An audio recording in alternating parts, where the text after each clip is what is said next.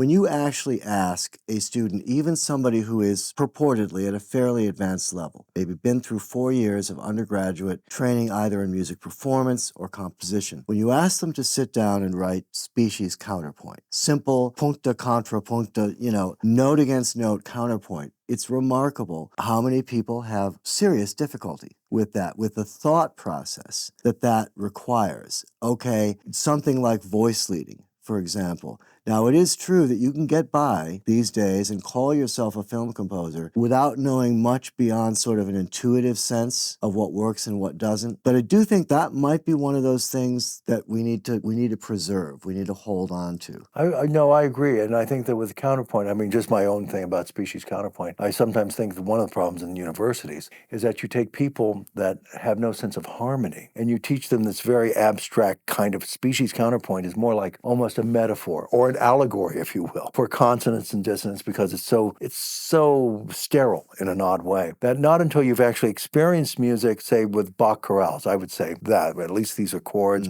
and you can sing them and you learn voice leading, that then you can see the abstraction species counterpoint is, as opposed to it's not very helpful until you can move a lot of notes around. And what I'd say about voice leading is that voice leading, follow why it's called that. It's very important to sing music. If you're a pianist, you can just sort of plop your hands down and play a bunch of things. But when I teach orchestration, I always tell people, look, you're not writing for a cello, you're writing for a cellist. You're writing for somebody that sings their instrument. They sing their music. And so if you can learn to sing the music that you're making, the melodies and maybe the inner parts, feel it and feel the movement. Get away from just the responding to the sound the computer gives you. But we all have to be performers in a certain sense. And I don't care if that performance is dancing your own music or doing it, but you have to sort of internalize it, make part of your rhythm, make it something that you make. And that will keep you on the straight and narrow more than anything else.